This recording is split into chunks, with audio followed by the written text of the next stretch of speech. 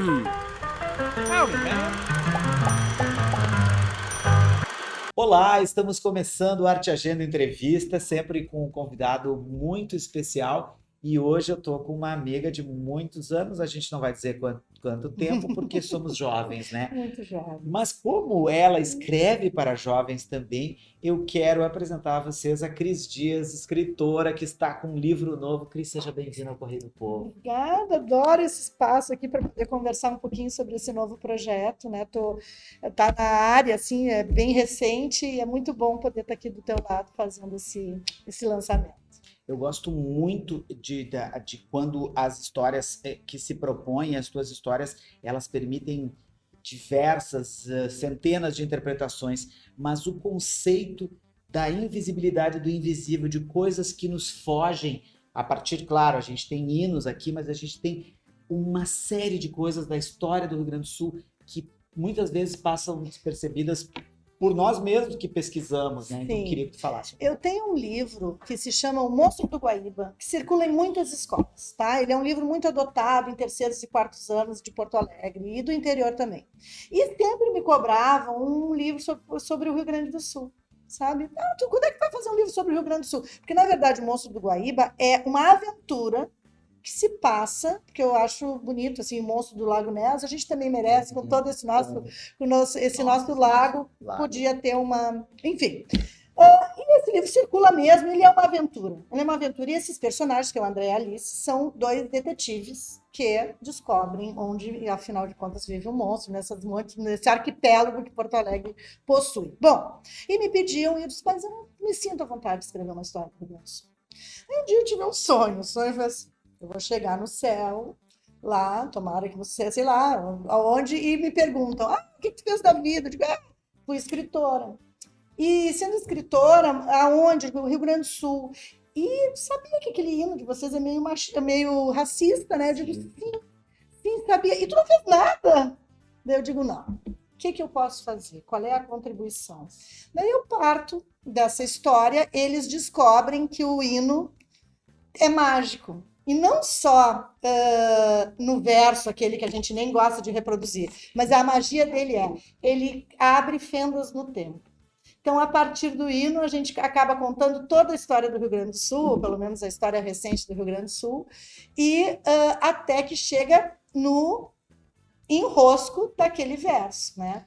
Porque tu sabe que eu adoro o que tu propõe, porque mais ou menos assim, eu fui tentar buscar aqui, mas povo que tem virtude não escraviza ninguém, né? Sim, essa é a ideia. Povo correto. Não escraviza ninguém. Porque, na verdade, a chave do túnel do tempo é o seguinte, eles falam o verso como aurora precursora e eles chegam num determinado lugar. Quando eles querem voltar para o hoje, eles repetem o verso. E voltam. Só que chega no momento que naquele verso eles repetem e não voltam. E daí eles se dão conta, esse verso está na hora de mudar. E era normalmente a chave da volta. Acho muito interessante, eu queria esmiuçar um pouquinho, voltando ainda, que a chave para ir é o início do hino, é o Como Aurora Precursora, né? E também o local, que eles não vão procurar assim só nos locais, eles não estão só nos locais públicos que poderiam, mas a biblioteca, o livro, o objeto livro também ser um condutor de novas histórias. Então, essa história começa... Na verdade, ela começa numa grande provocação dos hinos do Grêmio e do Inter. Né? Os hinos do Grêmio e do Inter, que no universo infantil e juvenil é muito importante. Não tem, nesses meus 18 anos de trabalho, nenhuma vez deixaram de me perguntar que time eu torci. Nenhuma vez. Então, é uma coisa muito importante. Independente da cidade, independente do estado, eles querem saber, tu é de Porto Alegre, você é colorado ou gremista. É muito importante isso, né? Como perguntar, sei lá, qualquer coisa é a primeira pergunta, né? Antes de se tu tem um animal de estimação, primeiro qual é o teu time. Enfim, e aí eu parto disso e é comum nos estádios porto-alegrenses, gaúchos, se cantar o hino do Rio Grande. Né, também, que não é uma prática do resto do país. E também tem uma coisa maravilhosa nisso, os hinos de vários times brasileiros foram compostos pelo Lamartine Babo. Sim. Sabe? Aqui, isso é maravilhoso, né? Tem o Arita, E tem muitos fizeram. E aqui a gente tem esse nosso grande compositor, que é o Lupicínio Rodrigues, e que eu considero alguns nomes rio-grandenses e gaúchos, porto-alegrenses, eu considero invisibilizados, sabe? Eu gosto muito quando se refere ao povo negro como é uma maioria minorizada, sabe? E é isso, é a busca de... não e eu agora, como uma mulher na faixa de idade que eu tô, com os meus cabelos brancos, também somos invisibilizadas, daí a gente já entra num outro espaço de conquista, mas eu acho que chega, sabe? A gente está na era da informação, a gente tem um monte de acessos, é tremendo o que a gente é capaz hoje de fazer, a velocidade da comunicação, e a gente ainda tem histórias invisíveis aí no meio, né? Por isso esse título. Eu queria falar de muitas das coisas, os referenciais. Eu vou te dizer, eu sempre gosto de colocar uma história minha. Eu ainda não havia visitado, mais de 50 anos de idade, ainda não havia, tinha visto, tinha entrevistado em eventos, mas eu ainda não havia visitado o Quilombola do Areal da Baronesa. Sim. E fui com uma turma nossa do doutorado, que eu faço PPG da Letras lá, da professora Lilian Ramos, que é uma maravilhosa, né? E trabalha muito todas as questões, não só a afro, mas o latino, o indígena, todas as...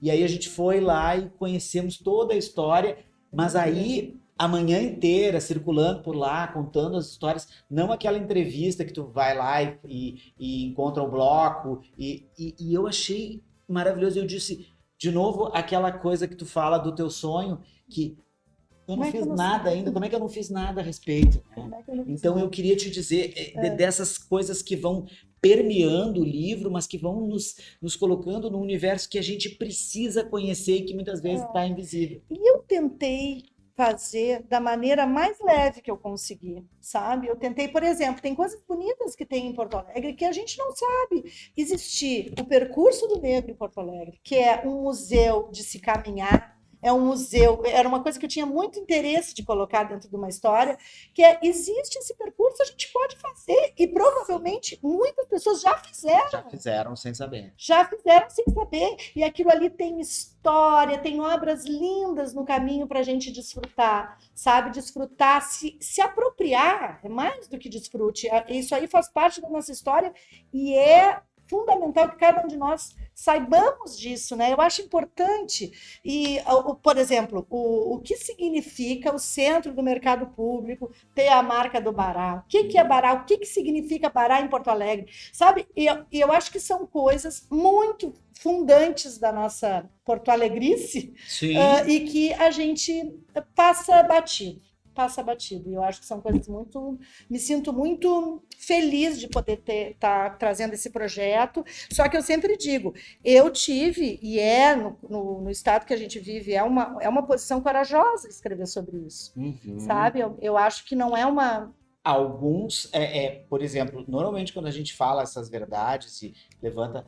Alguns torcem o nariz e viram a cara. Mas tem muitos que dizem assim, eu não tinha pensado, eu não sabia. É com essa pessoa que a gente tem que conversar, que eu procuro conversar. Né? Mas ainda assim, considero uma atitude... Tanto que eu demorei, eu tive que estar com quase 60 anos para conseguir escrever essa história. E é uma história que eu penso, eu sei há muito tempo. É uma história que a gente tem notícia há muito tempo, sabe? A gente canta esse hino desde criança, né? E nunca...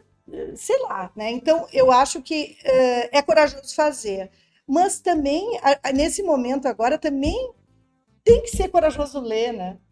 Eu acho que a gente também agora conta, fazer o livro é uma parte da história. Agora eu preciso que esse livro consiga chegar nos lugares, que chegar dentro da tua cabeça, dentro da cabeça de todo mundo, porque isso que é importante e que consiga gerar outras, porque assim essa é a minha percepção, mas provavelmente a tua percepção que pode ser despertada por isso, né?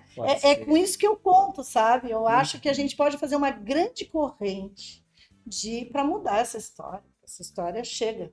Cris, por falar nisso, tu atinge um público que a gente conta assim, né, jovem, infanto-juvenil, mas ao mesmo tempo são 43 livros e eu acho que tu já abriu a cabeça de muita gente para várias histórias. Eu queria que tu fizesse uma digressãozinha rápida aqui dessas coisas que tu fez na maneira do mistério, das histórias invisíveis, tu já fizeste em outros momentos. O que eu penso? Eu acho que o livro infantil e juvenil, que é um livro bacana, é um livro que serve para muitos leitores.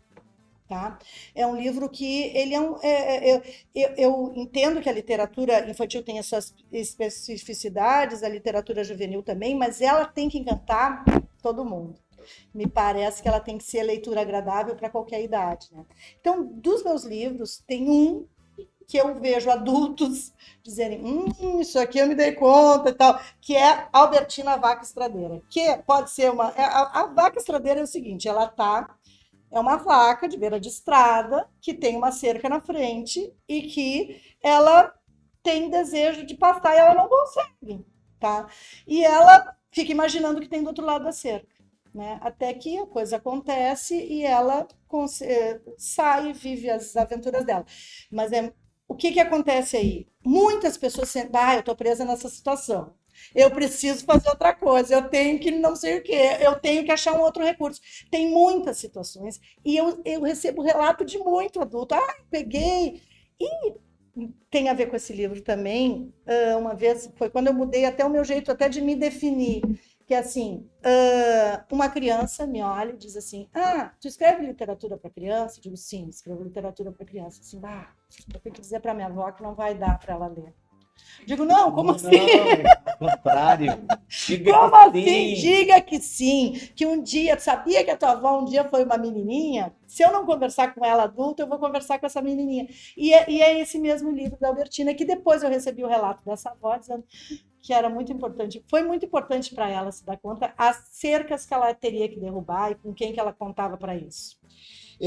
Eu preciso fazer o serviço também. Vai ser o primeiro. Não, e agora, conversando nos bastidores, a gente viu que vai ser o primeiro lançamento literário lá na Livraria Santos, do Shopping Pontal, ali na Padre Cacique 2893.